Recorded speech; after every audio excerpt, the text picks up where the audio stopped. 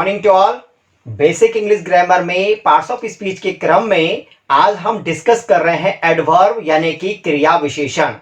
इससे पहले की जो क्लासेस हैं उनमें हम सब्जेक्ट, वर्ब तथा जो एडजेक्टिव है यानी कि विशेषण, इन तीनों पर हम जो है डिस्कस कर चुके हैं और इन तीनों की हमने डेफिनेशन तथा जो इनसे संबंधित जितने भी जो एग्जाम्पल्स उदाहरण है हम उन सब पर जो है डिस्कस कर चुके हैं।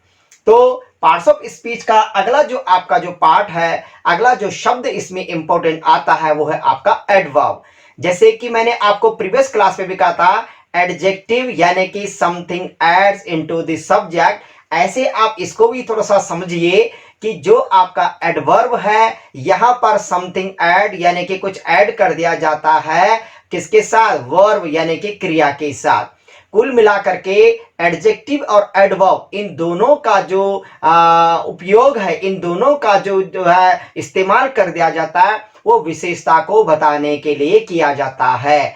लेकिन जहां एक तरफ जो हमारा एडजेक्टिव है वो जो है सब्जेक्ट की विशेषता को बताता है, वहीं दूसरी तरफ जो एडवर्ब है वो हमारी क्रिया यानी कि जो वर्ब यानी कि जो एक्शन हमको देखने को मिल रहा है सेंटेंस के भीतर, उसकी कुछ विशेषता को बताता है। दोनों का मतलब, दोनों का काम जो है विशेषता को बताना है, right.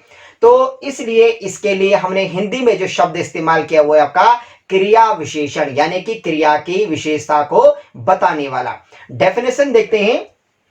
An adverb is a word used to add something to the meaning of a verb or which is used to qualify a verb, but sometimes an adverb is used to modify other parts of speech such as an adjective or other adverb और आपका preposition और conjunction और noun और pronoun.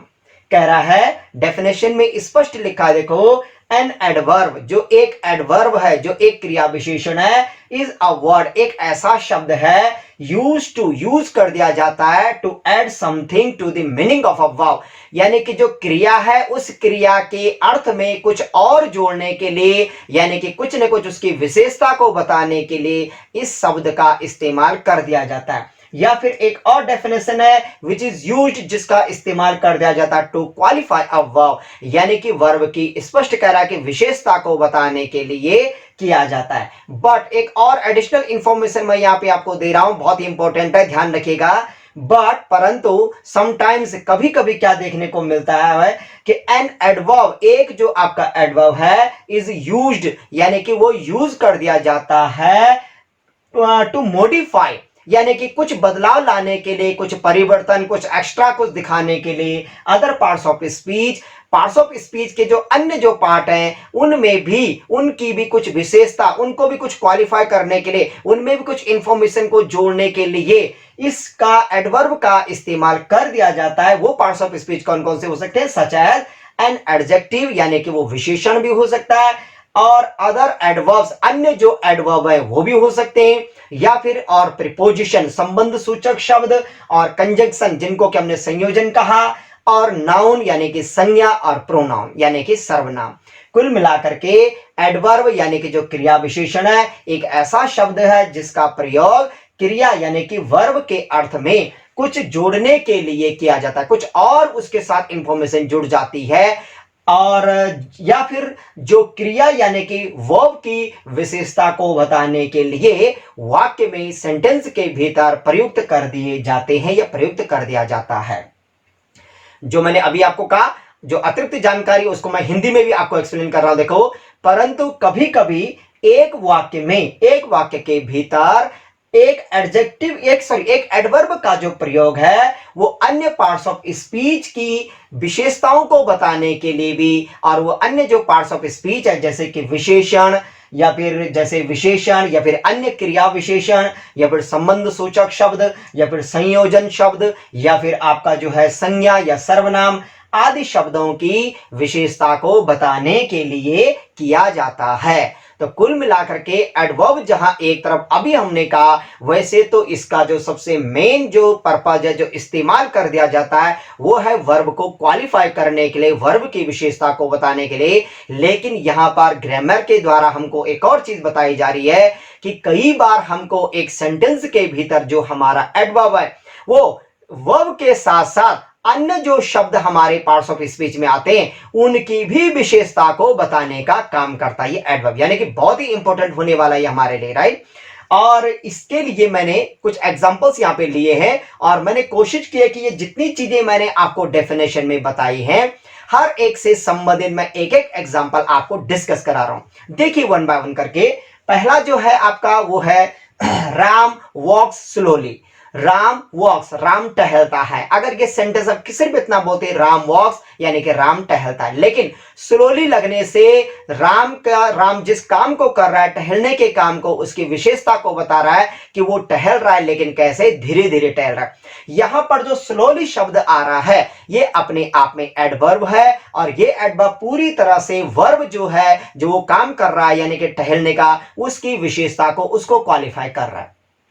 पहला वाला example जो इसकी main definition है ये उससे संबंधित है। पूरी तरह से पता लग रहा है टहलता है, लेकिन कैसा टहलता है, स्लोली यानी कि धीरे धीरे टहलता है। तो कुछ ना कुछ देखो एडिशनल इंफॉर्मेशन ऐड हुई है, कुछ ना कुछ विशेषता का पता लगा है। देखो तो पहला वाला जो एग्जांपल है वो इसकी जो मेन डेफिनेशन हम कर रहे हैं, जो मेन जो एडवर्ब का कार्य है उससे संबंधित है। दूसरा एग्जांपल देखिए, the horse is running very fast.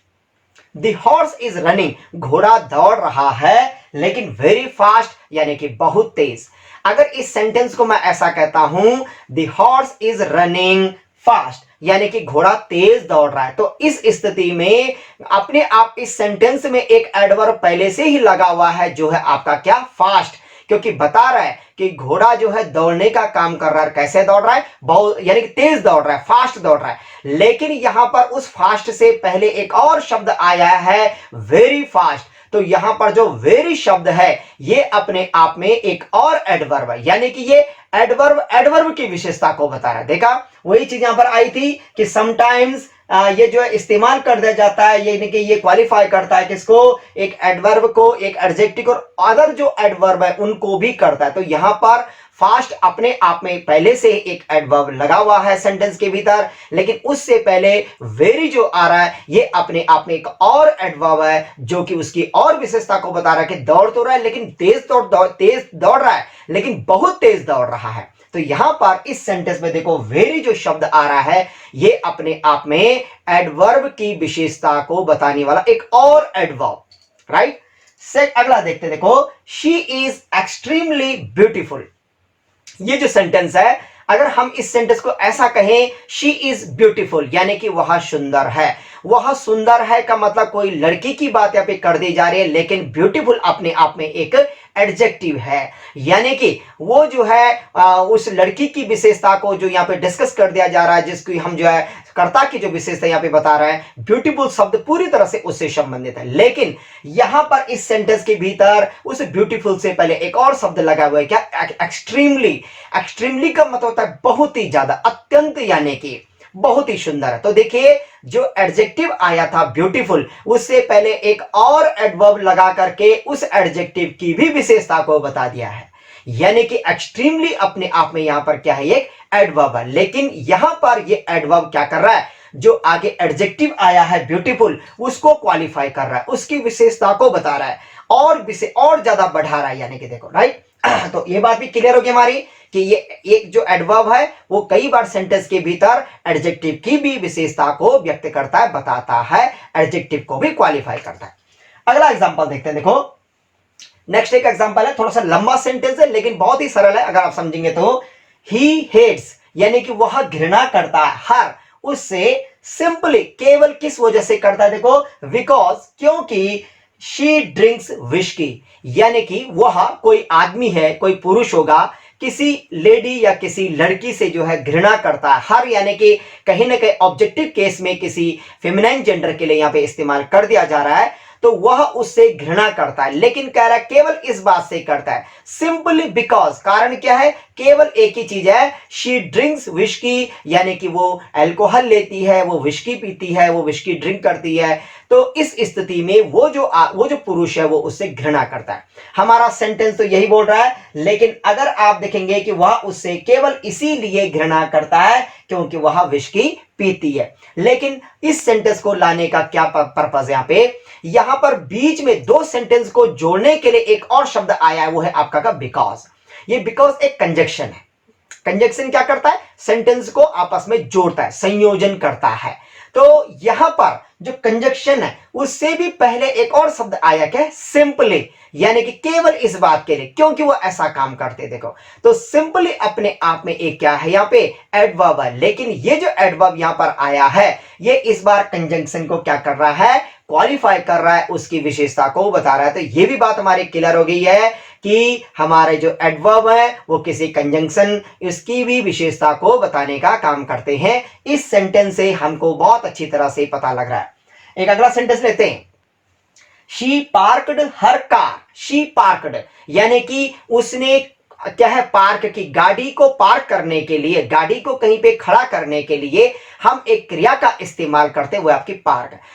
Previous class में मैंने आपको बताया था जो वर्ब होती हैं, कई बार इंग्लिश में आप देखेंगे कि वही शब्द नाउन की तरह भी प्रयोग कर दिया जा रहा है और वही शब्द कुछ जगहों पे क्रिया के तौर से भी इस्तेमाल कर दिया जा रहा है। ठीक वही बात है। देखो, सामान्यतः अगर हम पार्क बोलेंगे तो ये एक नाउन की तरह हो सकता है, लेकिन पार्क अपने आप में एक वर्ब भी है, यानी कि गाड़ी को कहीं पर खड़ा करना, गाड़ी को किसी जगह पे थोड़ी देर के लिए या लंबे टाइम के लिए आप अगर खड़ा करना चाह रहे हैं तो उस जगह को हमने अपने क्या कहा है, पार्क करना, यानी कि वर्ब जो है वहां पे स्वयं पार्क, ये शब्द जो है क्रिया का काम कर रहा है। लेकिन सेंटेंस जो है भूतकाल का है, तो इसीलिए सेकंड फॉर्म आ रही है शी पार्कड, यानी उसने अपनी कार, हर कार, उसने अपनी कार क्या की, पार्क की, खड़ी की। लेकिन आगे लिखा हुआ है जस्ट एट द गेट, यानी कि गेट के ठीक सामने, बिल्कुल गेट पर ही, यानी कि उसने क्या कर दिया, अपनी गाड़ी को पार्क कर दी। यानी गेट जो दरवाजा था मेन जो अंदर आने का, यानी कि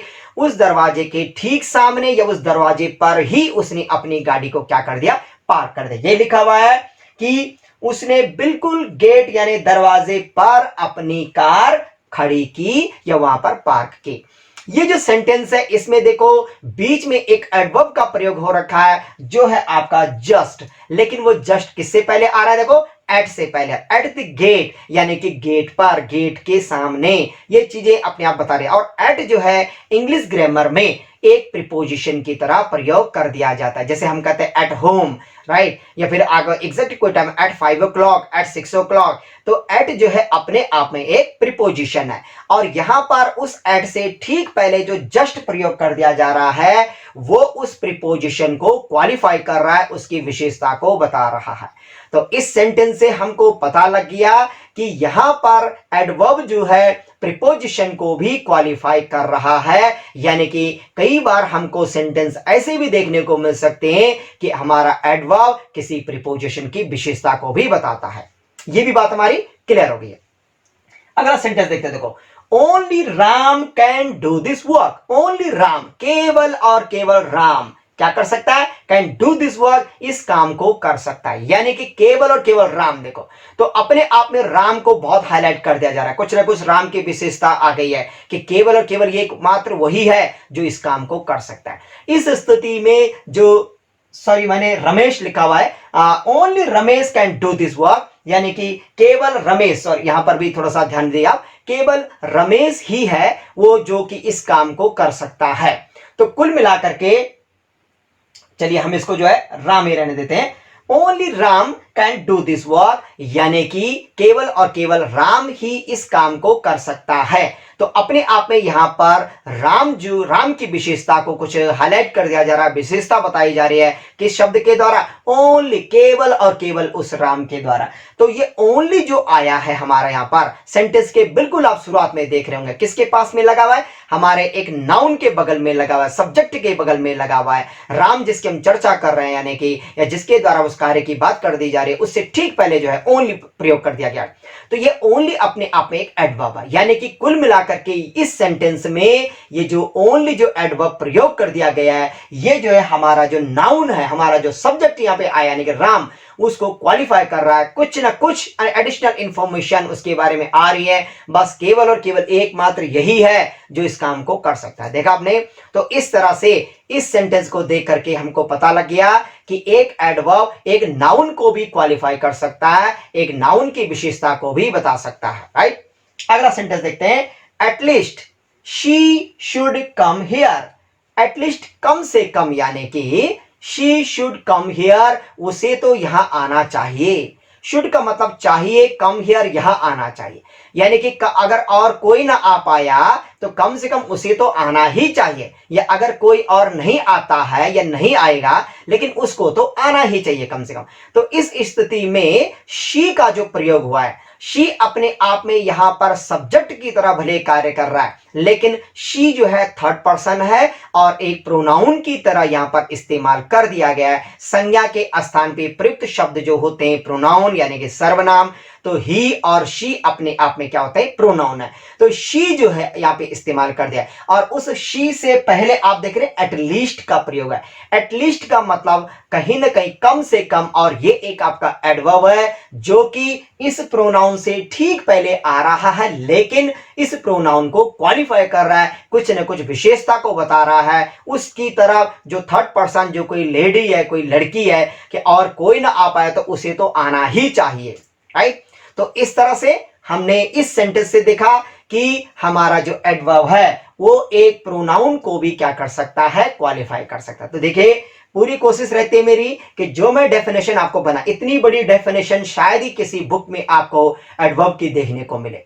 ये खुद जो है स्टडी करके मैंने जो है तैयार किया है, और बहुत ही सरल सेंटेंस मैंने इस्तेमाल किए ताकि इजी टू अंडरस्टैंड हो जाए। यानी कि हम जो है किसी चीज को रटे ना, हमारी समझ में एक बार अगर अच्छे से आ गया तो हम लंबे टाइम तक हम उस चीज को याद रख सकते हैं। और इसके लिए कुछ ऐसे एग्जांपल्स जो कि डेली लाइफ से जुड़े हुए हैं, ये जो बहुत आसान हैं और जिनमें वाकई ये चीज हमको दिख भी रहे। देखो, जितनी बातें मैंने आप यहां पर बताई है कि एक एडवर्ब क्या क्या काम करता है, वो सारे आपके सेंटेंसेस में भी दिख रहे हैं। राइट, तो होपफुली अब आपको एडवर्ब की डेफिनेशन और इन एग्जांपल्स में आपको किसी भी तरह की कोई दिक्कत नहीं आनी चाहिए। बहुत ही इजी टू अंडरस्टैंड है। एक दो बार आप स्वयं देखिए, आपको बिल्कुल पता लग जाएगा, हाँ बिल्कुल सही बोला जा रहा है, बिल्कुल ठीक है। और इसके लिए देखो, मैंने इन शब्दों को अंडरलाइन भी कर रखा है कुछ जगहों पे, जो कि एक एडवर्ब की तरह इस्तेमाल हो रखे हैं, और वो आने वाले उस शब्द को क्वालिफाई कर रहे हैं, उसकी विशेषता को बता रहे हैं।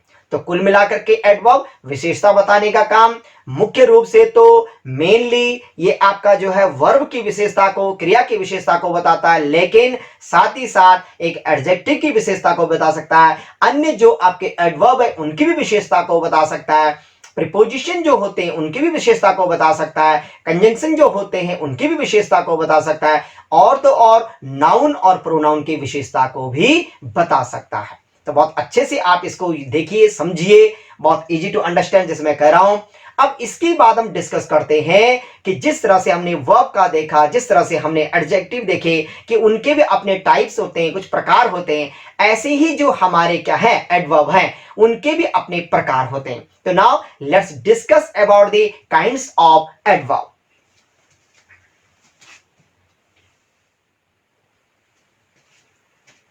Now there are 9 types of adverb.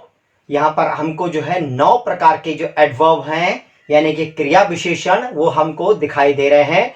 One by one करके हम ब्रीफली जो है थोड़ा डिस्कस करेंगे, और कुछ एक दो एग्जांपल्स, कुछ ऐसे शब्द हैं जिनसे कि हमको बहुत आसान हो जाए आइडेंटिफाई करना कि ये अगर एडवर्ब है तो किस तरह का एडवर्ब है। ओके, नाउ फर्स्ट है आपका एडवर्ब्स ऑफ टाइम, यानी कि समयवाचक जो क्रिया विशेषण है। कुल मिलाकर के ऐसे शब्द जो है क्रिया विशेषण की तरह आते हैं, लेकिन समय को, जैसे टुडे हो सकता है, टुमारो हो सकता है, आपका लास्ट नाइट हो सकता है, आपका लास्ट वीक हो सकता है, आपका लास्ट ईयर हो सकता है, आपका नेक्स्ट ईयर हो सकता है।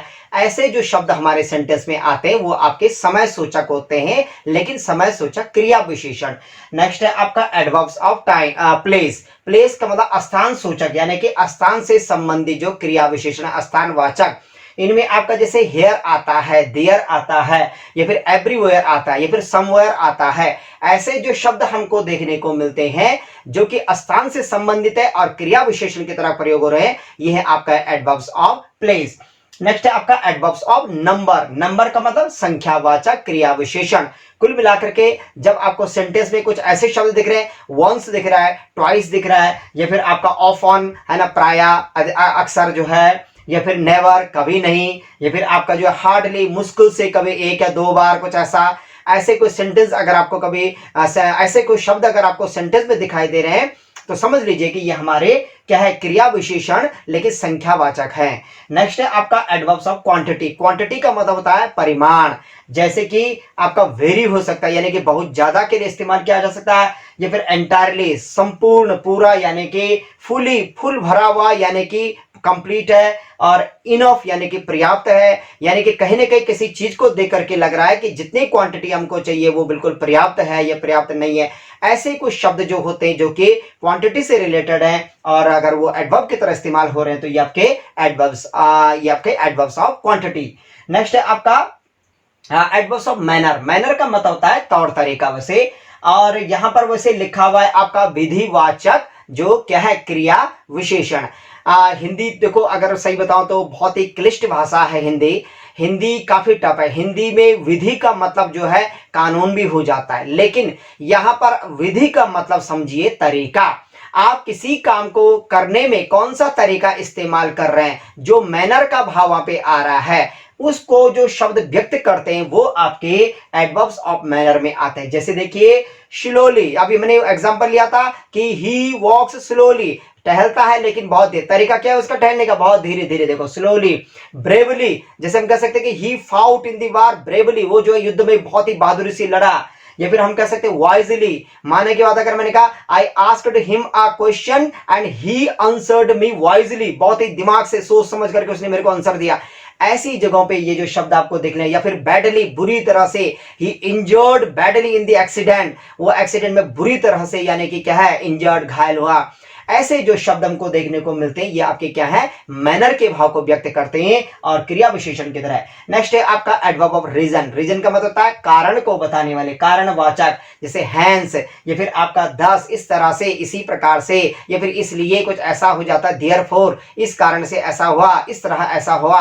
तो ये जो आपके शब्द दिखते हैं आपको, ये कहीं ना कहीं हमारे क्या है, एडवर्ब्स ऑफ रीजन की तरह इस्तेमाल करते जा रहे हैं। और एक अगला है आपका adverbs of affirmative and negation, यानी कि अफर्मेटिव जहां एक तरफ पॉजिटिव सकारात्मक, एंड नेगेशन यानी कि नकारात्मक। ऐसी चीजें जो कि हाँ कई बार सकारात्मक और नकारात्मक भाव को व्यक्त करते हैं, लेकिन वो शब्द कैसे क्रिया विशेषण की तरह अगर इस्तेमाल करते जा रहे हैं तो वो जो है इस तरह से उसमें इस प्रकार के एडवर्ब में आ जाते हैं। जैसे हम कहते हैं श्योरली, बिल्कुल, है ना, तो ये पॉजिटिव फीलिंग है कि श्योरली, बिल्कुल विश्वास कीजिए मैं इस काम को करूंगा। या फिर सर्टेनली, निश्चय ही आपका इस चीज हो जाएगी, आप निश्चिंत रहिए।